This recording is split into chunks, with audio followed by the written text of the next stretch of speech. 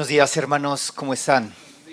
Un gozo poder alabar a nuestro Señor, recordando justamente las alabanzas que acabamos de entonar, principalmente la última, el llamado que tenemos de predicar a Cristo muerto y resucitado. Y bueno, es un gozo poder estar aquí gracias a nuestro Señor Jesucristo, que Él murió por su pueblo, por sus hijos, en el cual también asimismo resucitó, y tenemos este privilegio de poder celebrar hoy el Día del Señor. Bien, hermanos, el miércoles pasado, 5 de agosto, se cumplieron 16 años del derrumbe de la mina en San José, allá en el país de Chile. No fueron 3 hombres, 33 hombres quedaron atrapados en esa mina. Dicen que estaban atrapados alrededor de 622 metros de profundidad. Imagínense, ni siquiera el edificio más alto que hay en el mundo tiene esa dimensión o esa altura. En este caso, bueno, estaban bajo tierra, 622 metros bajo tierra. Permanecieron ahí, hermanos, antes de ser rescatados 69 días. Durante los primeros 17, nadie en la superficie pensaban que estaban con vida, diciendo, pues ya pasaron 17 días, 622 metros abajo de la tierra, ¿quién va a sobrevivir bajo esas condiciones? Sin agua, sin alimento. Bueno, agua, el Señor ahí en su providencia, manantiales había bajo esa profundidad de la tierra. Entonces, 17 días pasaron y el 13 de octubre los sacaron. O sea, 5 de agosto quedaron atrapados y hasta el 13 de octubre los empezaron a sacar uno por uno mediante una cápsula. Ahí yo que hemos visto muchos de nosotros imágenes, inclusive la película, esa cápsula llamada Fénix 2, los sacaron, los rescataron a través de un estrecho túnel. Así que, hermanos, el mundo, si bien nosotros lo recordamos, no fue hace muchos años, el mundo lo celebró como héroes. Hubo inclusive libros, giras, varios presidentes de Sudamérica invitaron a esos 33 héroes, ¿no? Que se les pusieron héroes, ¿no? Por lo que experimentaron y porque pudieron en sí vivir todos estos días bajo tierra. Pero antes de que el mundo los llamara héroes, hermanos, hubo comunicación en esa mina, bajo esa superficie. Un minero de 19 años llamado Jimmy Sánchez, el más joven de todos, escribió una carta enviada a su padre. Y en esa carta había un párrafo que decía: en realidad somos 34, porque Dios nunca nos ha dejado aquí abajo. En realidad somos 34 porque Dios nunca nos ha dejado aquí abajo. Y es justamente, mis hermanos, ahora al llegar a estos versículos de segunda de Samuel, capítulo 23, nos encontramos otra lista, pero no una lista de 33, no una lista de 33 mineros, sino una lista de hombres considerados héroes, los 37 valientes de David. Así que les voy a pedir de favor que abran ahí sus Biblias en el capítulo 23. Vamos a empezar a ver qué habla la palabra del Señor de estos valientes de David, de estos 37 hombres. A diferencia de los mineros, hermanos, estos hombres no fueron recordados por sobrevivir 69 días bajo tierra. Fueron recordados, hermanos, por vencer a centenares de enemigos. Vamos a ver cómo este capítulo 23 reconoce la valentía, y al reconocer la valentía de estos 37 valientes, también conserva sus nombres. Pero, hermanos, aquí vamos a ver el énfasis. No atribuye la victoria finalmente a estos 37 hombres. Al narrador, algunas de sus hazañas declara 2 veces: Jehová dio una gran victoria. Jehová dio una gran victoria. Al igual que el minero, al igual que Jimmy, el narrador de Segunda de Samuel también cuenta a uno más, hermanos. Y este uno más es el Señor. Los valientes pelearon, pero el Señor dio la victoria. Y esa es la verdad, hermanos, que vamos a ver esta mañana en estos versículos del capítulo 23. No se trata de héroes, hermanos. Se trata del Señor que da la victoria. Así que veamos, hermanos, cómo esta idea se desarrolla a lo largo de nuestro sermón de esta mañana. No se trata de héroes, se trata del Señor que da la victoria. El texto comienza con el primero de los valientes. Les voy a pedir mucha atención, traten de seguirlo en sus Biblias, no tanto en la pantalla. Síganlo en las Biblias, inclusive hay textos que no es necesario explicar. El narrador, el autor inspirado por el Espíritu Santo da detalles bien específicos. Pero vamos a ver cómo comienza el texto con este primero, con este valiente. Estos son los nombres de los valientes que tuvo David. José Basebet, el tacmonita, principal de los capitanes. Este era Adino, el esnita, que mató a 800 hombres en una ocasión. Hermanos, la hazaña de este hombre, de José Basebet, muestra el valor extraordinario que caracterizaba a estos hombres. Imagínense, hermanos, no había bombas, no había metralletas, no había, no sé, 800 hombres en una batalla. Impresionante, hermanos. Es por eso que vemos ese valor extraordinario de estos valientes. Después aparece Eleazar. Dice el texto, versículo 9, Eleazar, hijo de Dodo, Ahoita, uno de los 3 valientes que estaban con David cuando desafiaron a los filisteos que se habían reunido allí para la batalla y se habían alejado los hombres de Israel. Entonces, ¿qué pasa, hermanos? Dice el texto que los filisteos se reúnen para la batalla contra el pueblo de Israel. Los hombres de Israel retroceden, pero Eleazar permanece. Y fíjense, hermanos, ¿qué hace Eleazar cuando los demás se retiran? Es importante, muchas veces a lo mejor podemos pasar por detalle esta parte del texto, diciendo que los hombres, el ejército que estaba con Eleazar, simplemente dice, se habían alejado de él. Pero ¿qué hace Eleazar? Dice el versículo 10, este se levantó e hirió a los filisteos hasta que su mano se cansó y quedó pegada su mano a la espada.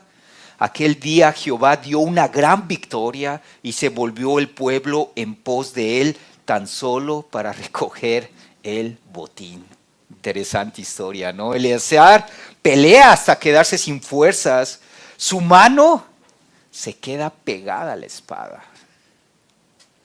Pero fíjense, dato curioso y puede ser hasta de risa. Dice que después de la batalla, quienes lo habían dejado, quienes habían retrocedido, vuelven, no para felicitar a Eleazar, o bueno, no sabemos, pues dice el texto que solamente vuelven para recoger el botín, ¿no? Qué chistositos, ¿no? Ya, Eleazar ya ganó y nosotros, venga, vamos por el botín. Es lo que pasa. Pero hermanos, sin embargo, detalle importante en este versículo. Sin embargo, el narrador de Segunda de Samuel no atribuye la victoria a Eleazar. Fíjense a quién se la atribuye, hermanos. Se la atribuye al Señor. La mano es de Eleazar y como dice el texto, Jehová dio una gran victoria. Después aparece Sama. Dice el texto que Sama, hijo de Age, Ararita, los filisteos se habían reunido en Lei, donde había un pequeño terreno lleno de lentejas, y el pueblo había huido delante de los filisteos. Vemos otra vez, hermanos, parecida a la historia con Eleazar. La situación se repite. Otra vez los filisteos atacan, igualito casi, el pueblo huye, pero este valiente, Sama, permanece. Esta vez dice el texto que defiende un pequeño terreno lleno de lentejas, ¿no? ¿Quién va a estar defendiendo un terreno de lentejas? Pero hermanos, aquí en el contexto viendo, podía parecer realmente poco importante, pero realmente formaba parte de la tierra que Dios había entregado a su pueblo de Israel. Por eso Sama la defiende de esa manera. Dice también que Sama permanece en medio del terreno, lo defiende. Él entonces, versículo 12, él entonces se paró en medio de aquel terreno y lo defendió y mató a los filisteos, y Jehová dio una gran victoria.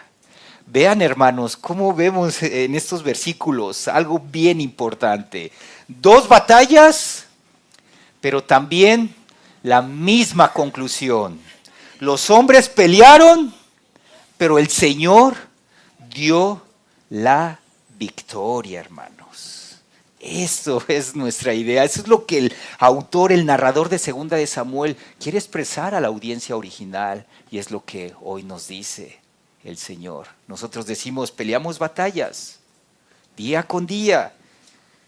Muchas veces a lo mejor hay derrota, muchas veces hay victoria, pero en esa victoria la da el Señor. Ahora veremos, hermanos, que el Señor no solo da la victoria, toda la gloria también le pertenece. Versículos 13 y 14 dice, y 3 de los 30 jefes descendieron y vinieron en tiempo de la siega a David en la cueva de Adulam, y el campamento de los filisteos estaba en el valle de Refaim.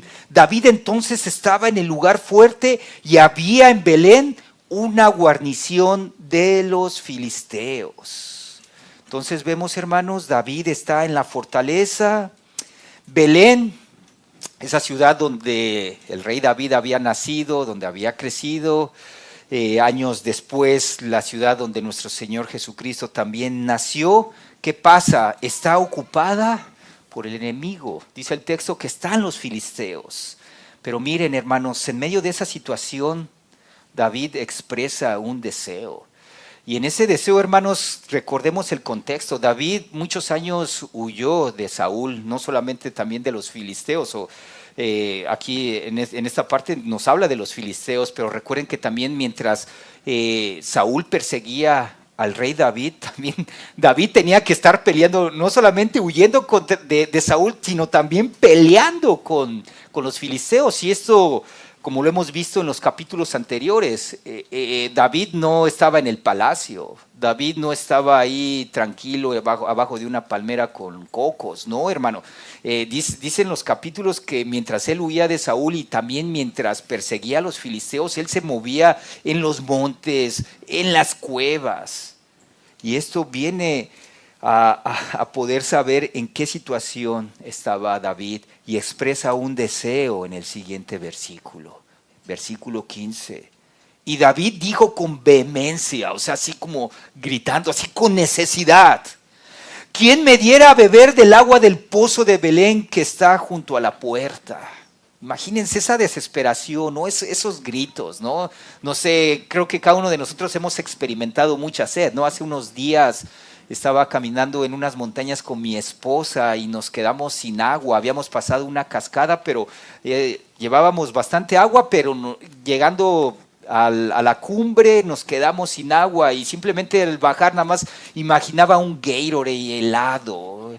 Imaginaba pasar otra vez por la cascada pronto, pero nos faltaban varias horas para llegar ahí, y era una necesidad fisiológica bien fuerte, hermanos. Ahora imagínense David.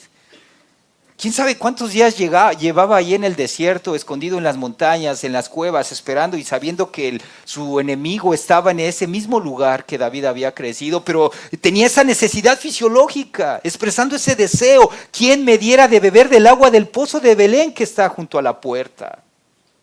Esto no es una orden, no parece haber sido una orden. David expresó en voz alta cuánto deseaba aquella agua.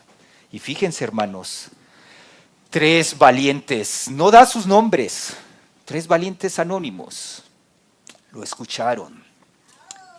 Y fíjense qué hicieron estos valientes. Versículo 16.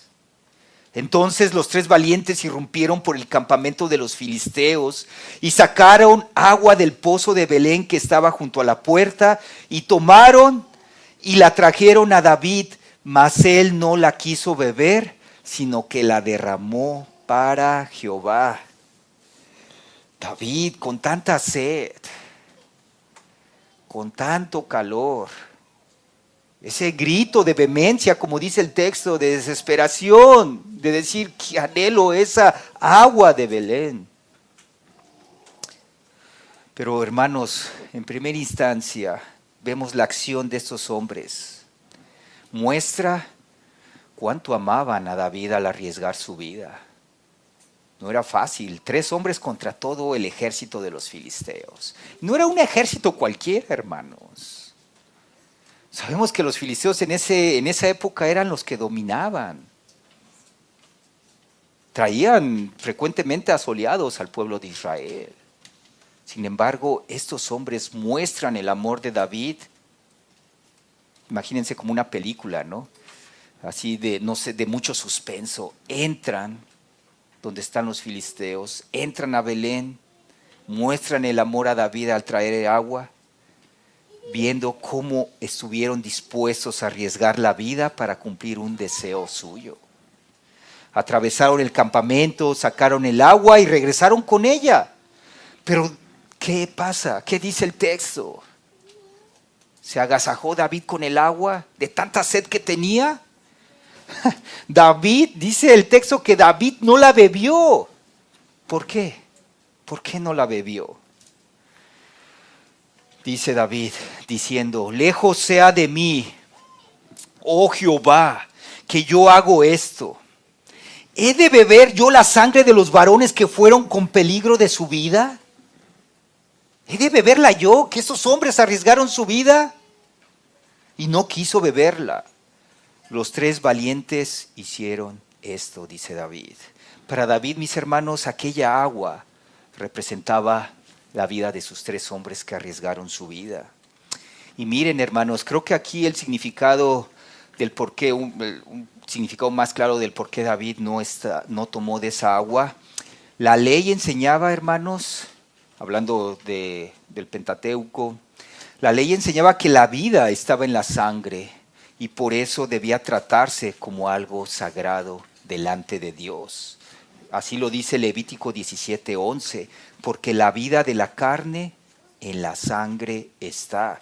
Y miren, hermanos, para David beber aquella agua habría sido tomar para sí algo que había sido conseguido con peligro de muerte. Por eso, ¿qué hizo David? Dice el texto que la derramó para el Señor. David no despreció el regalo, hermanos, no lo despreció. Por la actitud que tuvo, vemos que David la presentó como una ofrenda al Señor. No derramó el agua porque tuviera poco valor. No, él tenía esa necesidad fisiológica, tenía sed. Pero no la derramó porque tuviera poco valor, porque él la necesitaba, sino porque era demasiado preciosa para poderla beber. Preciosa porque sus hombres habrían arriesgado su vida por él. Habían dado a entender esta parte, expuesto la sangre, que es la vida en el ser humano, había sido expuesta para poderle ofrecer esa agua. Así que, hermanos, si aquellos hombres amaron así a su rey, si esos hombres amaron así a David, ¿cuánto más nosotros, hermanos, debemos amar a Cristo? Aquellos hombres arriesgaron la vida para cumplir el deseo de su rey. Hermanos, Cristo hizo algo mayor. Nuestro rey entregó su vida para salvar a los suyos. Y esto, hermanos, nos debe de dejar una pregunta. Y la pregunta es esta, hermanos. ¿Cómo tratamos aquello que costó la sangre de Cristo? Y creo que para poderla responder en la manera práctica, podemos pensar en nuestro servicio de adoración, no solamente de hoy. Y yo estaba pensando en todos los años que tengo como cristiano cuando llego al servicio de adoración, cuando celebramos el Día del Señor. Y es que nosotros, hermanos, entendemos que formamos parte de ese pueblo que Cristo entregó su vida por nosotros. Sin embargo, hermanos, con frecuencia venimos al servicio de adoración y cantamos sin pensar, sin reflexionar en lo que cantamos. Permitimos que el teléfono muchas veces nos distraiga mientras se lee la palabra.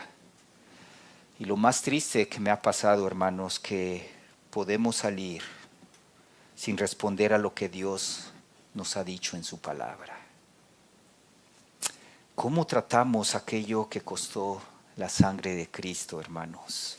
Hermano, hermana, mi exhortación esta mañana es que no tratemos como algo común lo que Cristo ganó por nosotros, dando su vida, derramando su sangre en la cruz.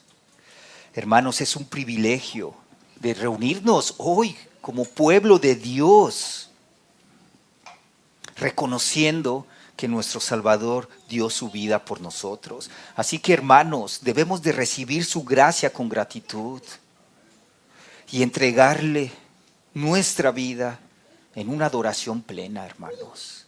Él dio su vida por nosotros. Él derramó su sangre preciosa para pagar el precio de nuestros pecados. ¿Cómo podemos pagarle? Con nuestras actitudes muchas veces erróneas y malas. Este pasaje de estos valientes hermanos nos debe de llevar a la reflexión de realmente preguntarnos, ¿adoramos a nuestro Rey en verdad como Él nos ha mandado? ¿Realmente le amamos o nada más le amamos por palabra? Hermanos, servir al Señor puede exigir sacrificio como esos 3 hombres, como lo demostraron. Pero hermanos, toda la gloria le pertenece a Él. Ahora, hermanos, el texto presenta a 2 hombres reconocidos. Digo reconocidos porque va a dar el nombre. Acabamos de ver 3 valientes anónimos, pero ahora muestra, a través de estos 2 hombres, muestra que servir con honra no significa ocupar el primer lugar. Versículo 18, y Abisai, hermano de Joab, hijo de Sarvia, fue el principal de los 30. Este alzó su lanza contra 300, a quienes mató y ganó renombre con los 3. Entonces, el texto claro, Abisai mató a 300 hombres y dice que también llegó a ser jefe de los 30. Sin embargo, el texto aclara cuál era también su posición. Él era el más renombrado de los 30 y llegó a ser su jefe, mas no igualó a los 3 primeros, Abisai fue reconocido y ocupó, como dice el texto, un lugar importante, pero no igualó a José Basebet, no igualó a Eleazar, no igualó a Sama. Justamente después de Abisai aparece el segundo nombre, Benaya. Dice que Benaya, hijo de Joiada, hijo de un varón esforzado, grande en proezas, de Capsel, mató a 2 leones de Moab y él mismo descendió y mató a un león en medio de un foso cuando estaba nevando. Aquí vemos, dice el texto que mató 2 leones de Moab.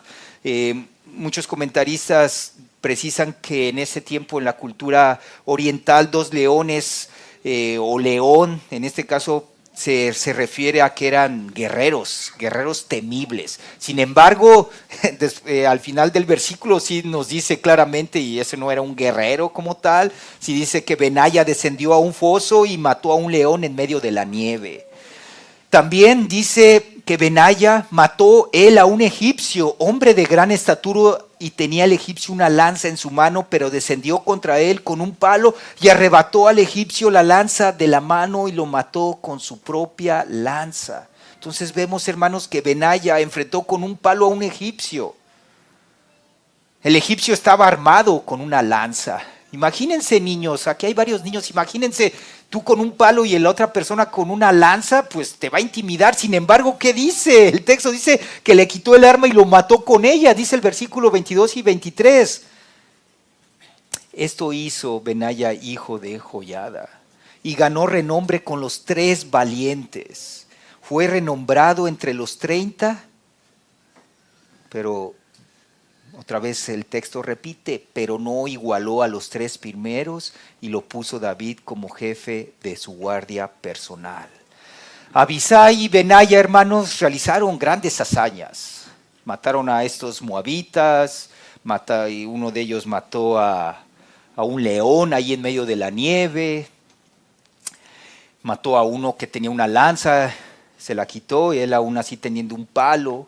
Hermanos, ambos fueron, Benaya y Abisai recibieron, o más bien, o fueron condecorados al poder el narrador ponerlos en esta lista. Sin embargo, hermanos, también el texto dice, ninguno igualó a los tres primeros. El texto reconoce las diferencias entre los siervos sin despreciar a ninguno, hermanos. Ay, uno hizo tal cosa, hizo lo otro, pero no hay ese desprecio en que los dejó fuera de la lista. Están en la lista. No todos ocuparon el mismo lugar. El texto es claro en eso, pero todos sirvieron al mismo rey, hermanos. Y esto, hermanos, nos debe de llevar a corregir nuestra visión de cómo servimos, hermanos, aquí en la iglesia. Y aún así puede servir, bueno, servimos en nuestro hogar, servimos en nuestro trabajo, pero me quiero enfocar en la iglesia, hermanos. Si predicas, si diriges algún estudio bíblico, si diriges la alabanza, cantas al frente, hermanos, no permitas que el reconocimiento te haga pensar que eres indispensable. Muchas veces caemos en eso. Sí, si no canto yo, si no predico más, esta iglesia se acaba. Hermanos, en primer lugar estamos pecando porque estamos reconociendo que la obra es nuestra y no es del Señor. En segundo lugar, la iglesia es del Señor, no es ni de Noel ni mía, es del Señor. No somos indispensables, hermanos. Claro, el Señor nos usa nuestros dones, nuestros talentos para poder edificar, servir. Sin embargo, el Señor nunca deja sola a su iglesia. El Señor siempre va a poner a hombres fieles para poder cuidar y guiarla. Hermanos, también creo que este texto, esta historia de estos valientes que hemos visto hasta ahora, también nos anima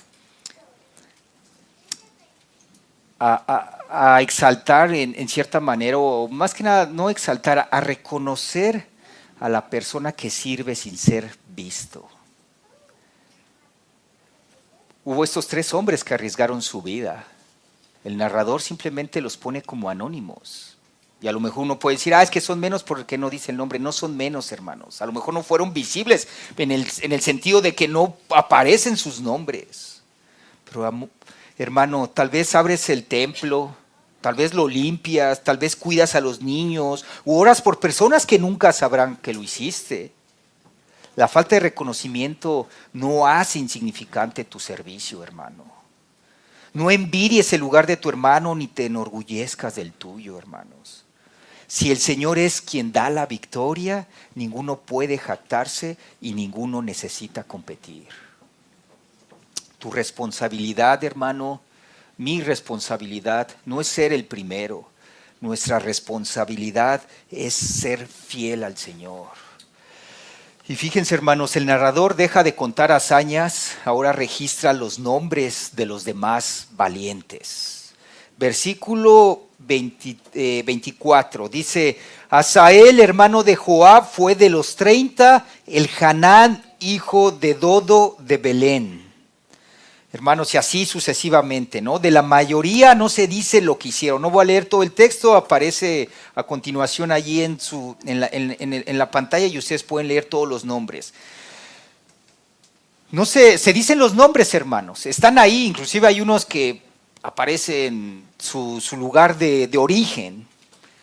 Vemos el nombre, la familia o el mismo, como les mencioné, el lugar de origen. Pero, hermanos, sin embargo, aunque no aparecen sus hazañas, esta lista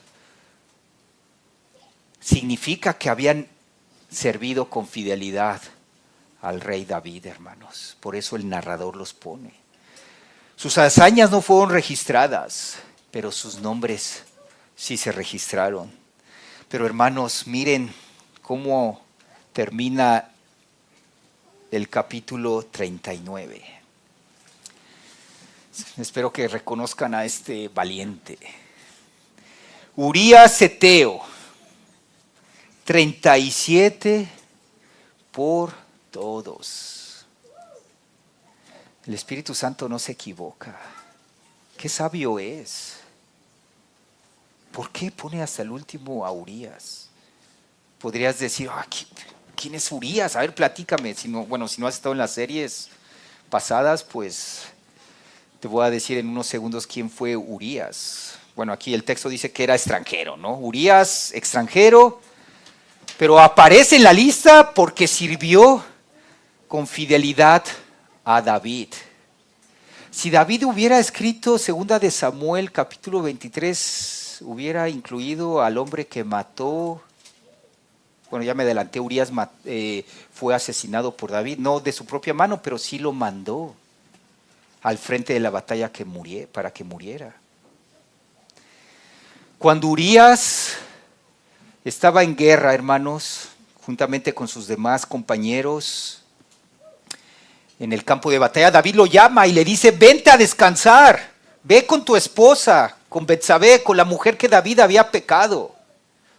¿Cuál fue la respuesta de Urías? No, mi señor, ¿cómo voy a estar yo en mi casa descansando si los demás hombres están en el campo de batalla? ¿Cómo voy a hacer esto? Recordamos, David seguía insistiendo, ve a tu casa, descansa. Urías mostró la fidelidad a su rey diciendo, no puedo yo hacer eso. Y hermanos, David ordenó que Urías fuera abandonado en el lugar más peligroso de la batalla y allí murió. Pero miren, la lista de los servidores fieles de David termina con el hombre al que David mandó a matar. El nombre de Urías impide que convirtamos a David en un rey perfecto, hermanos. El pasaje ha reconocido el valor de aquellos hombres, pero también, hermanos, en su soberanía, en su sabiduría del Señor, el Señor también ha puesto límites a la grandeza de esos hombres, hermanos. Y lo vemos claramente en los versículos que hemos visto esta mañana. La victoria de los primeros ¿vino de ellos, hermanos? No, hermanos, vino del Señor. Abisai y Benaya, el texto, el Espíritu Santo los frena, les pone un límite a su grandeza. Les dice, no igualaron a los 3 primeros. El pecado de David muestra que ni siquiera el rey está por encima de la necesidad de la gracia de Dios. Ni aún así podemos considerar al rey David, al mejor rey que Israel ha tenido, como aquel valiente o aquel héroe, sino por la gracia de Dios que le perdonó el pecado